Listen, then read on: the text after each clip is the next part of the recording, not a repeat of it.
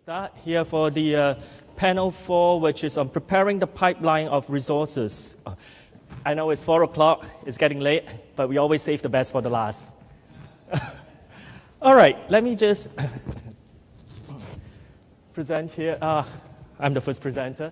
My talk is going to be on implementing and developing big data analytics in the K-12 curriculum at a preliminary stage here. I'm a teacher at Concordia International School, and Felicia Young is an English teacher associated with University of Western Ontario. Yeah. All right, first let me introduce Concordia International School, Shanghai.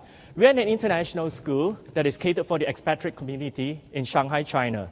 We are fully accredited by the Western Association of Schools and Colleges, the highest accreditation that you can have with international schools outside of the United States.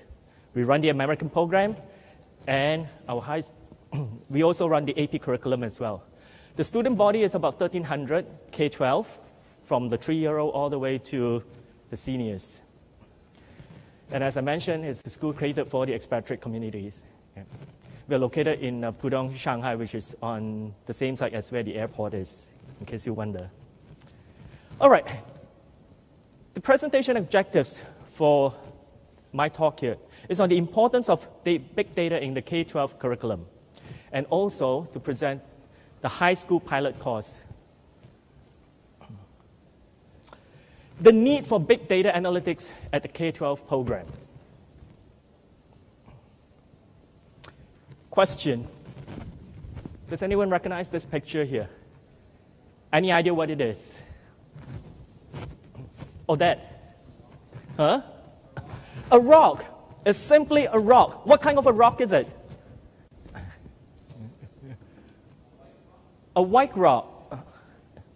William, what kind of a rock is it? A crystal. A rock, a crystal. Of what value is this crystal here? Let me show you the next slide. What rock is this? Eleanor.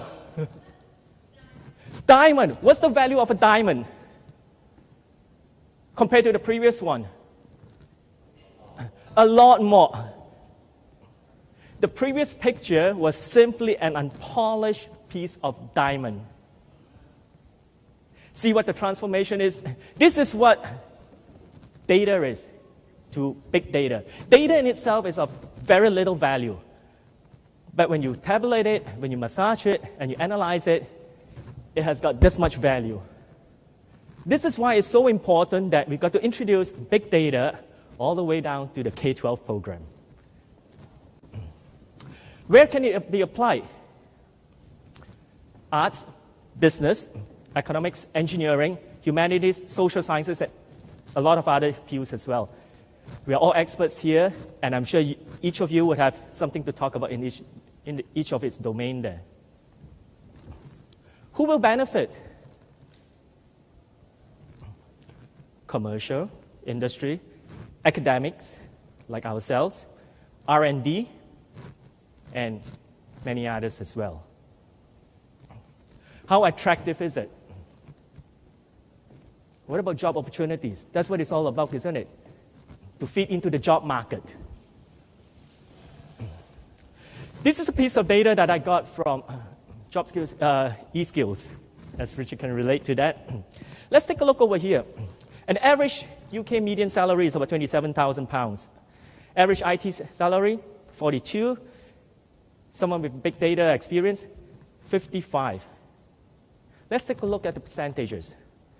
There's a 31% in the premium over an average IT salary. 104% premium on UK median job salary.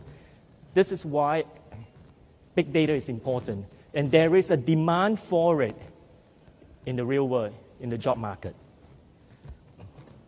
Job opportunities. It's no point just telling them that this is how much you'll make, because money is not everything to a lot of people, but job satisfaction and jobs opportunities. Are there jobs for it? Yes, they are. Again, this is a piece of data from the eSkills in the UK. 2013, 21,000 jobs. 2017, 47,600, about 222% increase. By the time 2020 comes along, we need about 6,000 there, just as what Richard was mentioning earlier on. So not only that it's attractive, but there is a demand for it as well. The natural pipeline, or natural preparation pipeline is that the job market, we know that there's a demand there. Graduate schools are doing a wonderful job in cranking them out, but not fast enough to meet the job market demand. Undergraduate courses, they're beginning to be offering it. And last year when I was attending this conference, some schools are beginning to offer it at an undergraduate level. What about K-12? This is the reality right now. A lot at the graduate level, a bit at the undergrad. K-12, zilch. All right? This is why we are here. We are here to talk about how can we feed into the pipeline. I had an interesting conversation with Kathleen last night, and then she enlightened me to some of the things I was going to present, which may make it a little bit obsolete. Now, the program, the curriculum, the established K-12 program, these are the courses that I refer to as typical math, physics, bio, chemistry. They're all established. There's syllabi out there, there are textbooks, there are teaching resources, heaps of them. There are different curriculums and pedagogies. They're very well established. Big data analytics? Nothing. Except for what Kathleen told me last night, that there is something out there. So I stand corrected on this. Okay. What are some of the issues here? The lower the level, the harder it is to teach big data. And why do I say this?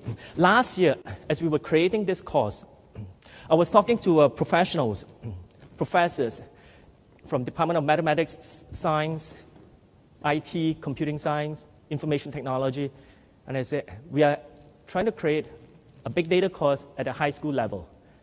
They look at me and say, how much math background do they have? Well, it varies. That was my response. Statistics, maybe 1 or 2. You can't do it. Why? You need a lot of skills to be able to do big data. We never took no for an answer because it all depends on how you deliver the material. Just like someone would say, how can you teach physics to little kids?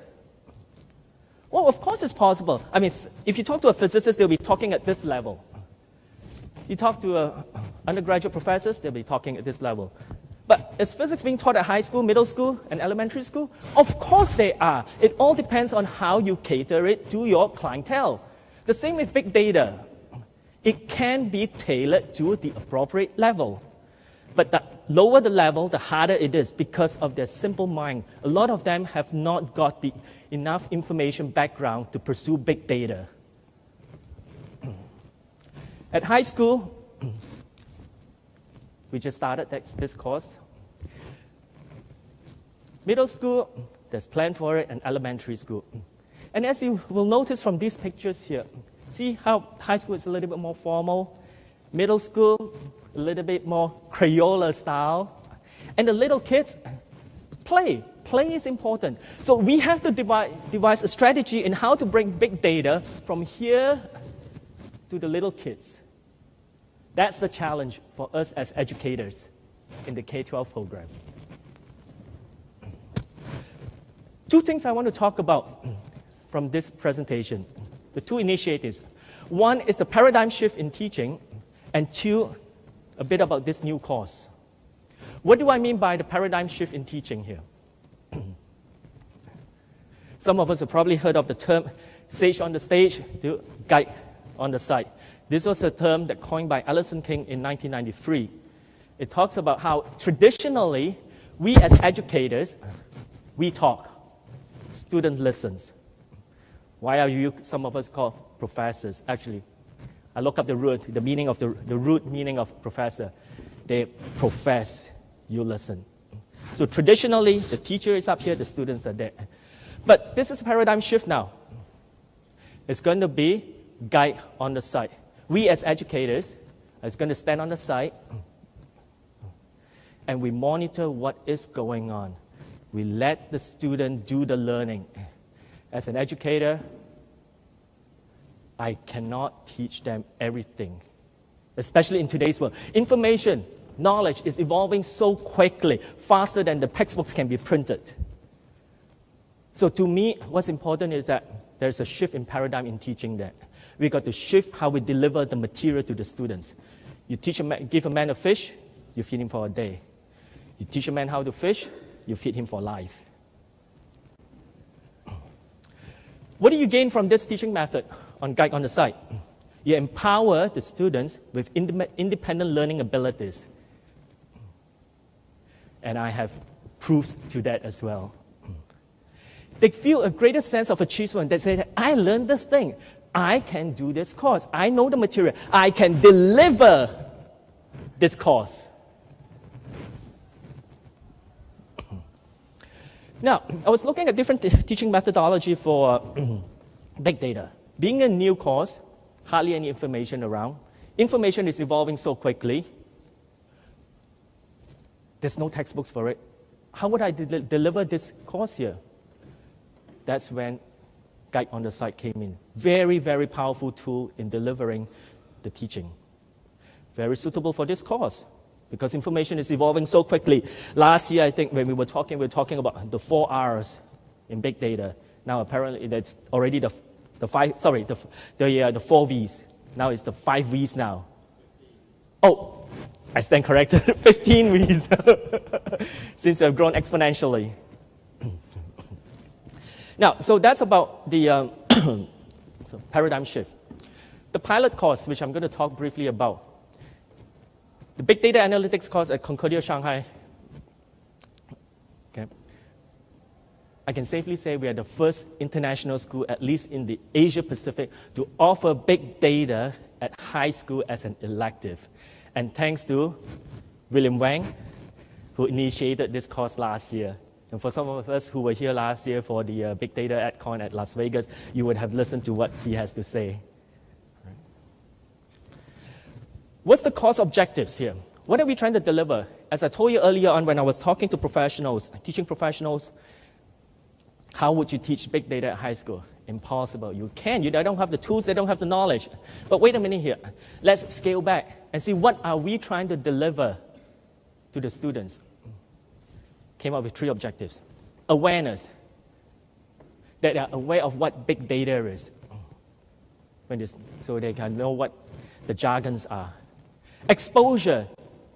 In fact, I talked to some of my friends who are in the working industry. I said, big data? They say, huh? What is it? So we need to create an exposure to the students, to the younger generations. And the third objective is applications. Yeah, you talk about this new subject here, but where can you apply it? Wow, for those of us here, we know the application is just enormous. It's almost like in everywhere, anything. The content and guidelines that were set up for this course. As teachers, we've got to come up with, or in the process of developing a curriculum, and it is driving questions as well. What is big data? How valuable it is? How can it be applied? What is the vehicle, the tool to actually process the data? These are some of the questions that was brought up. How the course was delivered. As I mentioned before, I used the Guide on the Side methodology, which is very powerful. You teach them a lot than they know. They may not realize it at that time, but it's after when they finish with the course and they look back 6 months, a year later, they say, I learned. I know what it is. But during that time, it's very hard to convince the students to say that I'm actually trying to teach you a new material, a new course. To me, what's important is for me to teach you how to teach yourself. And also, with the peer learning, it's a very powerful tool as well. Get the students to teach themselves because they speak at a different level. They speak their language. They can understand each other better. We incorporated the lecture style as well, which William had to deliver on a day-to-day basis. We had group projects, discussions, to mirror what it is in the real life, because as engineers, as data scientists, you've got to collaborate, you've got to work in groups. Of course, project work as well. We have invited guest lectures with the contacts that we made last year from some of the professors from different universities. We have industry partnerships, and thanks to IBM China, we have a student internship with the Cloud Development Lab, so very much appreciated with to IBM. How do we measure? How do we take off the check marks? We use the Bloom's taxonomy at the checkpoints to see at what level the students are. In fact, I can safely say all my students actually met the highest standard. Okay, they can apply it. Students' outcomes. So how do we know? How do I assess them if they have learned the material? No, we do not have tests. We do not have tests. We do not have quizzes. That only tells me that if the individual is a good test taker. I want product. I want you to show me what you know. Express to me what you know about what big data is. You will see that there are 4 posters up here, and these are some of the students' work. As part of the project, they have to research into their topic of interest, their personal choice. Because I don't want to assign them a topic, because if they're not interested in it, they won't give me the 150% on it. But if they choose the subject, the topic, they will give me 500%. And this is some of the product here on the posters presentation on their chosen topic of interest. We also have presentations as well. We videotaped it, which will be played later on. Okay? And networking. This was something that I did not expect, but one of our seniors actually got hooked up with a big data professor from, is it Indiana University? Notre Dame. Okay. She already had a head start on a big data project. Even before she started college, she already got hooked up with a prof. This was back in May or June to get a head start in the project. So there are a lot of good things that came out of it. We taught students how to present the material, how to present it coherently to the appropriate level, how to present the material, and more importantly, we give them a head start on networking. Okay, how to actually feed into the system, the academic system there. Some suggested books. This was the book that we used as quote-unquote textbook. Very easy to read, gives a lot of examples, an introduction to what big data is. This is the one by Victor Mayer, Schomburger, and Kenneth Coulquier. We have also using predictive analytics by Eric Siegel, and also predictive analytics, big data mining, and big data by Stephen Finlay. So these are some of the suggested textbooks, because there is no textbook out there at the moment. The future work. For this year, what I'm planning to do is I need to introduce some programming tools. And between yesterday and today, in talking to some of you, it seems that there are some tools out there that we can actually use to actually expose students to the tools that we can use to how to process the data. Because last year we were just doing the 3 things: exposure, awareness, and application. But how do you actually do it? So I'm hoping to be able to introduce some programming tools. But what good is it to do all the tabulation of data, but if you can't present it? You've got to let the data to talk to you. How are you going to get the data to talk to you? Data is not going to have a voice to it. But we all have a vision. We all have a sight to it. So data visualization is the next thing that I want to present in my class as well. And that concludes my presentation. Thank you very much for your attention. Question? Probably if somebody will talk about it. So you've done this once. So what did you wish the students knew before they came into your course as a core literacy before they got to your course? What needs to be taught in kindergarten, second grade, fifth grade, before you start taking it seriously in high school? What would I have wished? Is that they realize that they are the one who has to do the learning. It's not so much of the teacher telling the student, this is what you have to do, this is what you have to do. Okay, I'm not there to guide them, to hold their hands, but to actually more of an independent learner, to get them to change their mindset. Because many a times students will come into class, they expect that, all right, what are you going to teach me now? I'm ready to absorb. Here's my sponge, it's all open, pour it in. So I wish that idea has been taught to them earlier on, that you have to do the learning. But we as educators, how are we going to spark the learning in them? That's very important. If you can spark the learning in the student, they will do the learning by themselves. You don't need to teach them anymore. Does that answer your question? More to the topic of data and analytics. So what aspects of data and analytics do you wish they would start to better prepare? I would have liked them to have more math statistical background, simply by tallying up and things like that. Yeah, just to understand data a little bit more. Yeah. Question?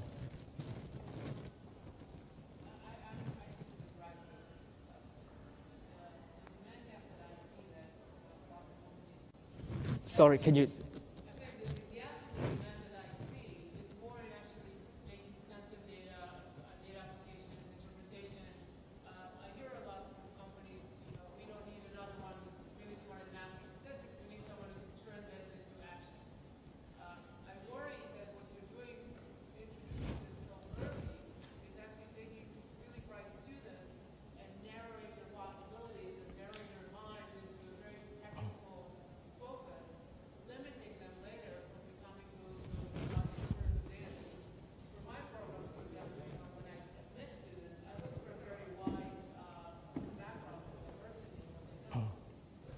Okay. To answer your question, the question is that, will I be narrowing them at a too early a stage, right? Am I understanding correctly? No. The purpose of this course is to create awareness, exposure, and application. I'm not telling that the student, that you have to know big data. I'm just introducing the idea to you, what is big data? Because big data is new, very new. It's going to be like actuarial science back in the 60s or something like that.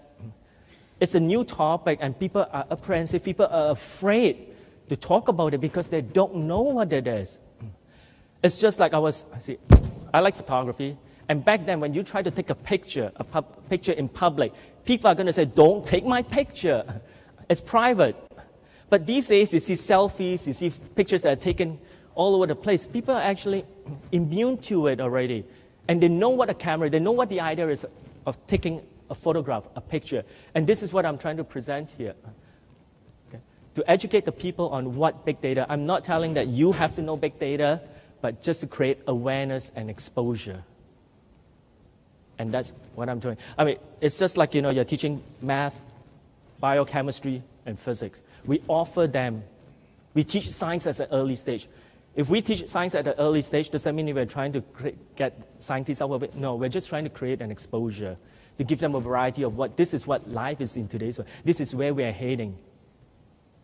Okay, and I heard from someone last year from IBM that says that we've got to embrace data. And I think, Dr. Wang, it was from you when you gave a presentation. You just got to embrace data. Data is here to stay, and the data will speak for itself.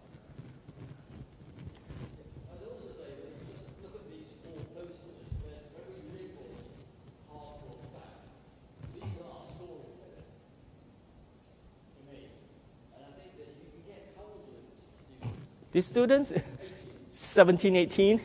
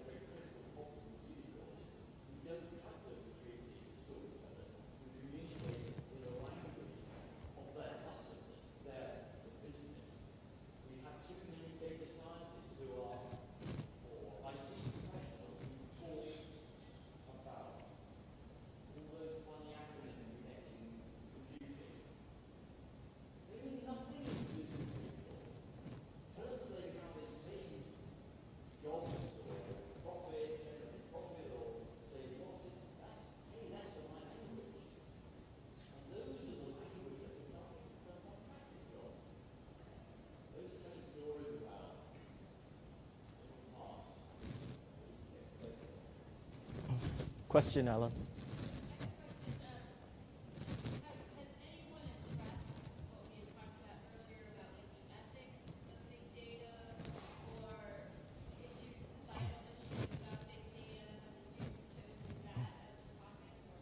Yes, and I'll save that for William to talk about later on.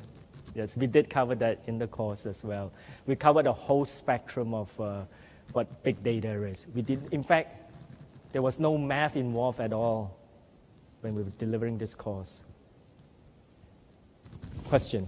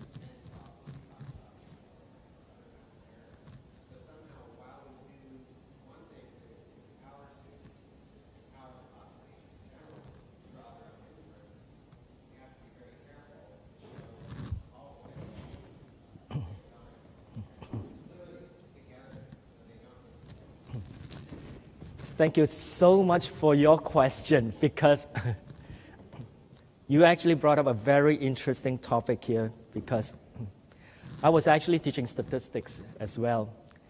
And I had a student who was taking my statistics class and this big data course as well. So I have the same subject on two different courses. If you could just hold your anxiousness for a little while, I have something else to tell you about that. If you could just, okay. I'm excited, I'm very excited that you asked that question. I did not expect that question to come up, but it sets the tone for me to actually present the next evidence to that. I'll buy you a drink. Any other questions? Thank you.